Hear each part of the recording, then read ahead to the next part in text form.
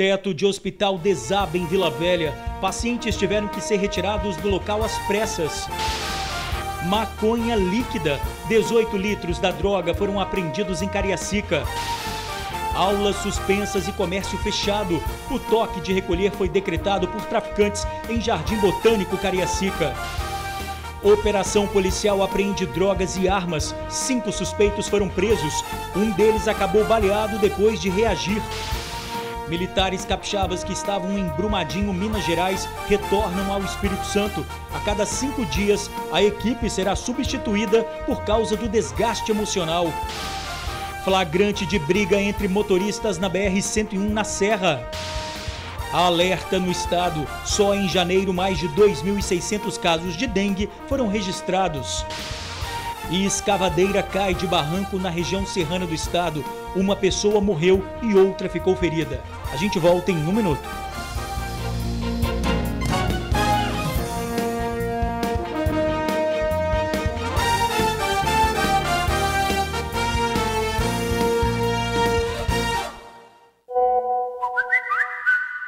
Olá, boa noite. Teto de hospital desaba em Vila Velha. As imagens enviadas por amigos do TN mostram a correria no Hospital Antônio Bezerra de Faria após o incidente. Pacientes que estavam internados no CTI tiveram que ser retirados do local às pressas. O gesso do teto do hospital desabou durante a tarde no horário de visita aos pacientes. Uma caixa d'água da unidade com capacidade para 6.000 litros de água teria estourado. Corredores e várias salas do hospital ficaram inundados. A Secretaria de Saúde do Estado disse que nenhum paciente ficou ferido e que a equipe técnica já está no local resolvendo o problema. Maconha líquida é apreendida em Cariacica. Um galão contendo 18 litros da droga foi localizado após denúncia anônima. Ao ser preso, o dono do entorpecente afirmou que tudo era para consumo próprio. O galão com 18 litros de maconha em líquido foi encontrado em uma casa na manhã desta segunda-feira, no bairro Rosa da Penha, em Cariacica. Segundo a polícia, o responsável pelo produto seria David Paula Santos, de 19 anos. Os policiais daqui do departamento receberam uma denúncia anônima de que havia uma pessoa que estaria produzindo haxixe no local indicado.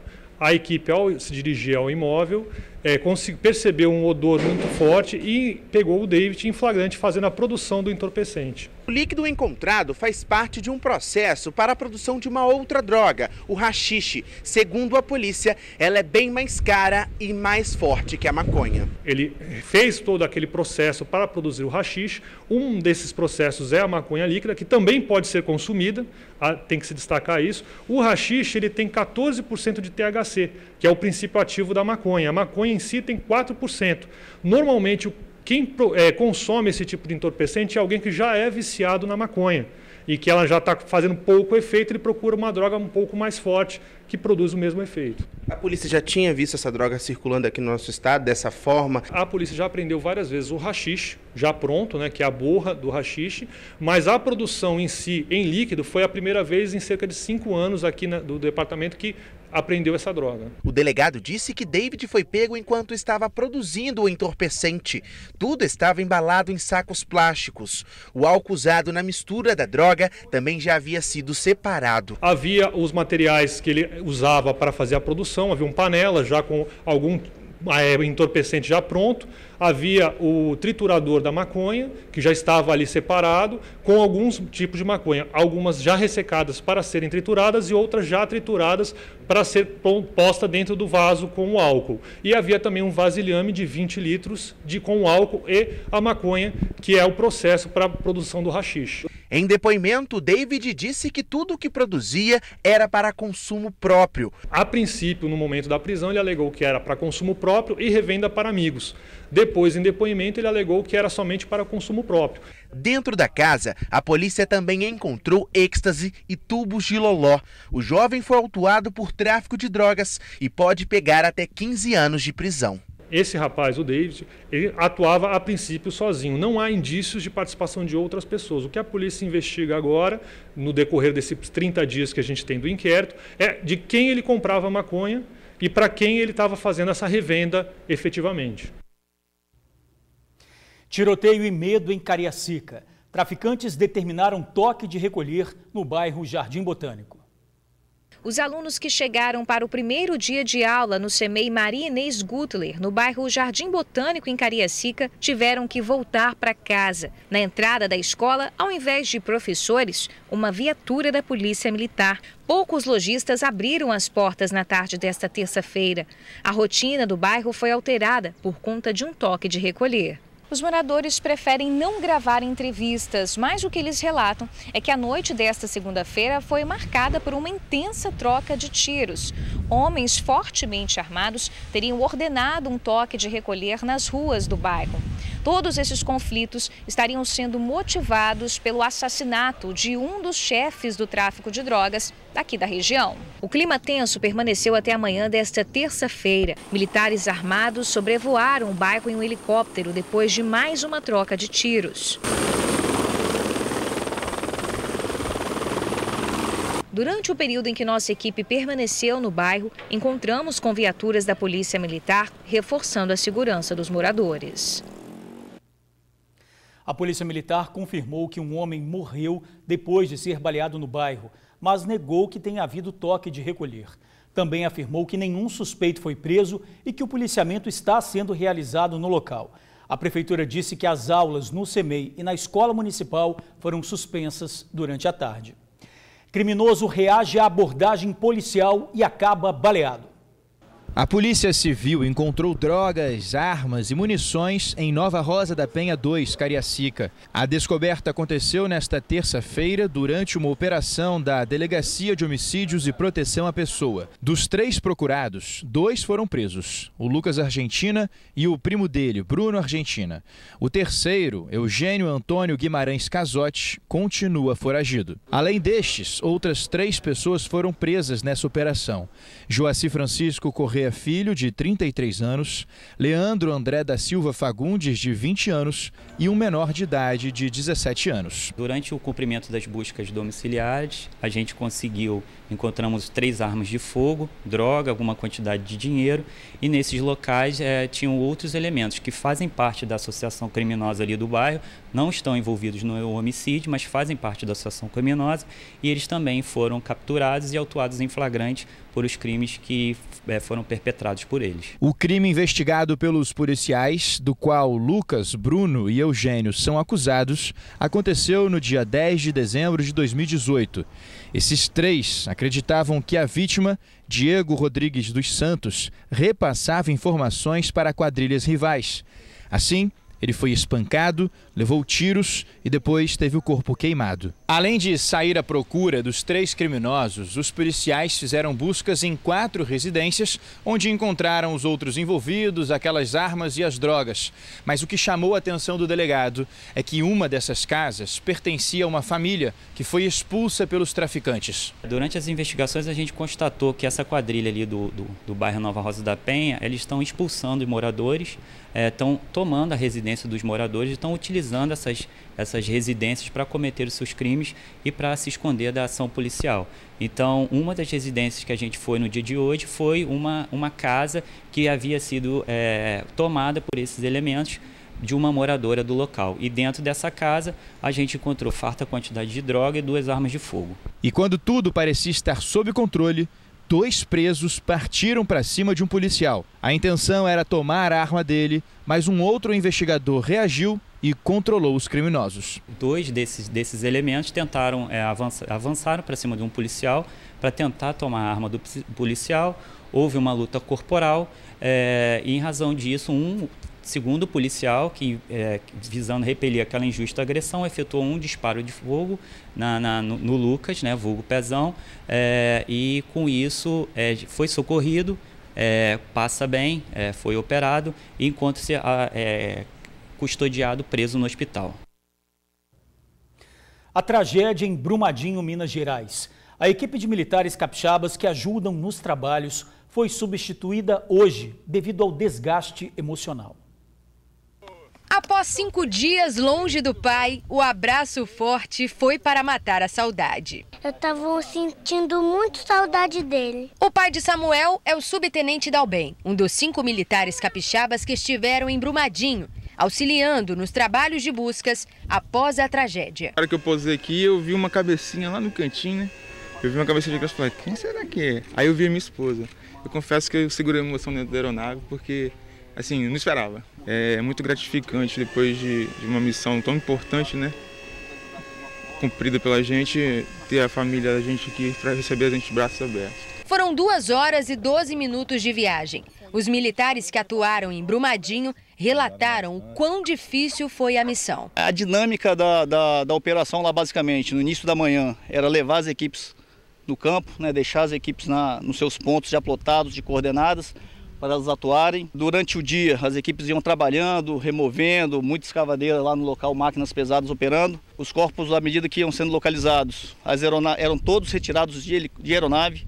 Não há outra possibilidade de transporte de equipamento e equipe e remoção de corpos, a não ser que seja por aeronave. E ao final do dia, no pôr do sol, era recolher todas as equipes, né, extrair todas as equipes para retorno à base. É um trabalho desgastante, então por isso a necessidade de trocar as pessoas que estão lá trabalhando, e isso será feito na medida da necessidade. Se a operação, o comando da operação em Brumadinho, achar conveniente ainda solicitar o apoio do NOTAE aqui do Espírito Santo, será enviada uma nova equipe e assim por seguinte. A gente conta com 2 pilotos sempre, 2 tripulantes operacionais e um mecânico de aviação que acompanha toda essa logística. Por mais que a gente tenha uma preparação ao longo da formação e da vida profissional com a catástrofe, né, com a ocorrência, seja ela de natureza policial, seja ela de bombeiro, então a gente tem contato dia a dia nas nossas atividades profissionais com essa situação, mas realmente era uma situação que foge à normalidade, né? A gente, conversando com as pessoas, até com os bombeiros que estavam em operação, a gente sente a comoção não só da população local, mas até das equipes que estavam trabalhando. Um fato que marcou muito para a gente foi a missa, né, de 7º dia, que foi a homenagem.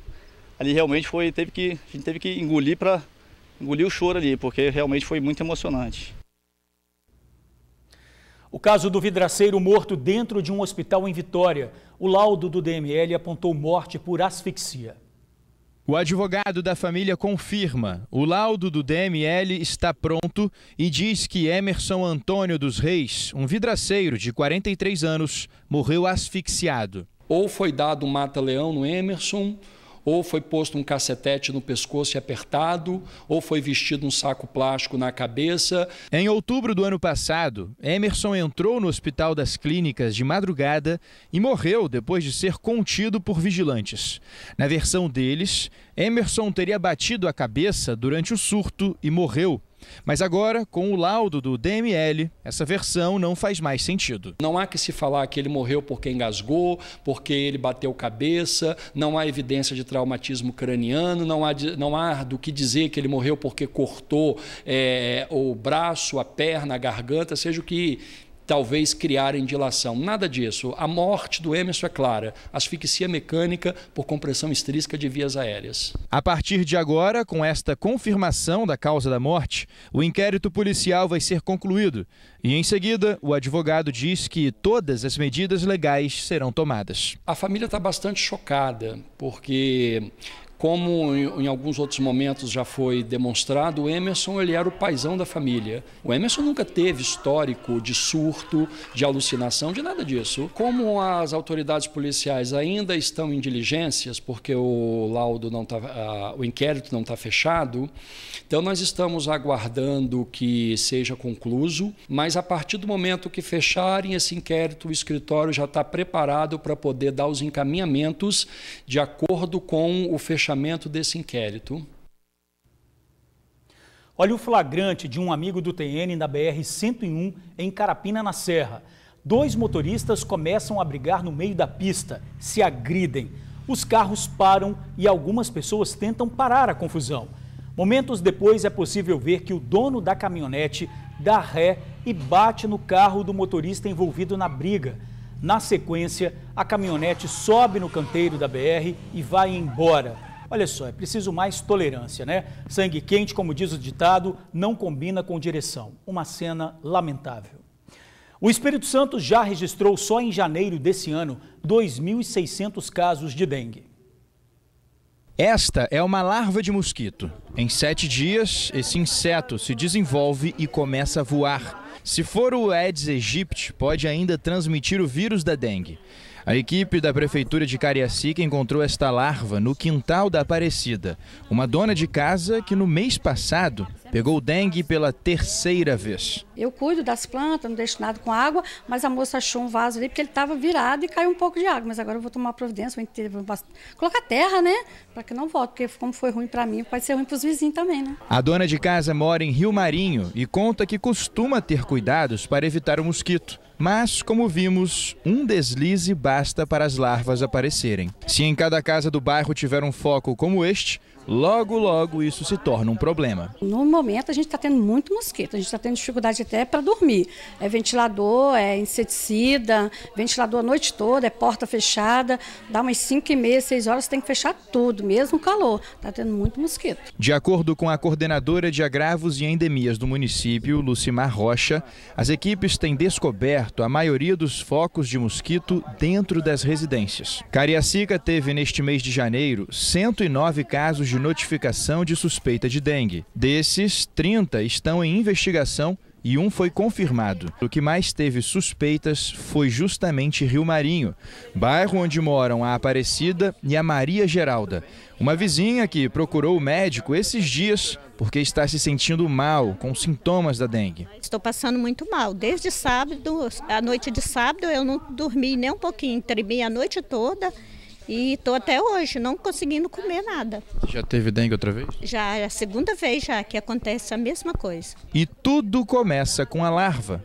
Um bichinho tão pequeno, mas que se deixar, causa um grande estrago. Então a recomendação é redobrar os cuidados dentro de casa para ajudar a combater o mosquito que transmite a dengue. Sempre que houver essa situação no próprio quintal da pessoa, igual foi orientado hoje, pegar esse vaso, né? Fazer desse vaso, colocar areia, terra, uma planta, fazer ficar até um lugar bonito, conservar uma vez só por semana. Fazendo isso já nos ajuda, porque né, nós viemos fazendo a verdura. Aí o munícipe tem que dar sequência na limpeza do local, porque o mosquito não contaminou só ela, ele pode irradiar nos bairros e contaminar várias pessoas, levando até a óbito.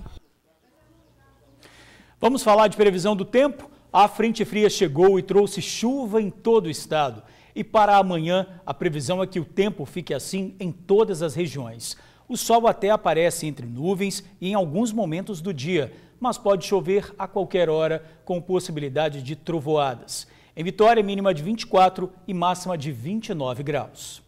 E a seguir, maquinista morre após acidente envolvendo um trator. A gente já volta. Escavadeira cai de barranco e maquinista morre na região serrana do estado. A vítima trabalhava numa propriedade rural quando perdeu o controle da direção. A escavadeira rolou da ribanceira e atingiu o carro do condutor que estava estacionado. O acidente aconteceu na zona rural de Domingos Martins. O homem morreu na hora. Um ajudante que também estava no trator conseguiu pular do veículo. O homem foi socorrido pelos bombeiros e levado para o hospital.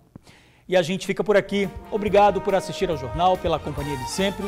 Uma boa noite e até amanhã.